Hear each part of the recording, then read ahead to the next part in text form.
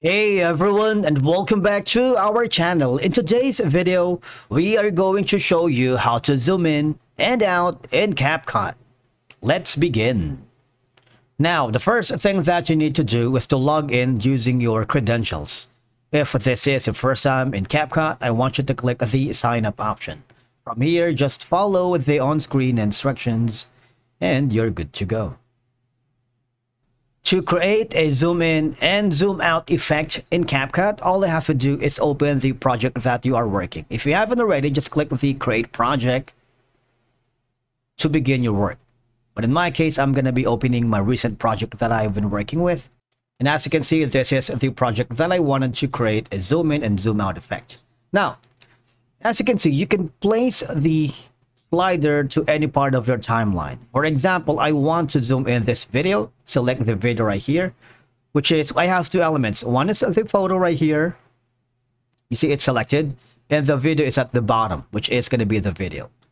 Now, I want you to make sure that you are on the basic right here, and you have the scale which resizes the whole video, right? I'm going to make it to the default, which is around here, 100%. Now, I want to zoom in this area. So click the add a keyframe. That means there should be a triangle or diamond. Sorry, there's going to be a diamond symbol here. That means the scaling effect will take effect around here. If you slide in there. All right. So I'm going to scale it up to, let's say, 100 or 300%, and then add a keyframe. You see that?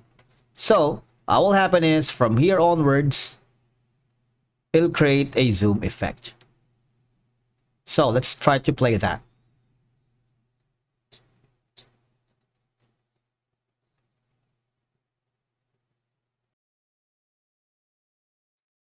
You see that? So from the beginning, it's on the normal size, and then it zoom in to our desired scale or size. You see this? Now, to create the zoom out effect, since we ended up here, what we're going to do is add another keyframe.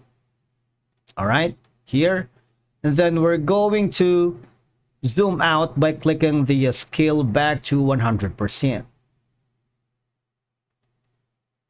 And obviously add a keyframe. All right, so we do that here. Start to redo that.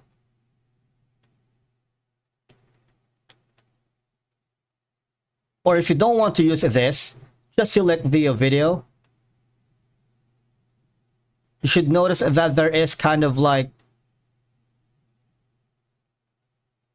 a corners where you can readjust the size, right? And then add a keyframe.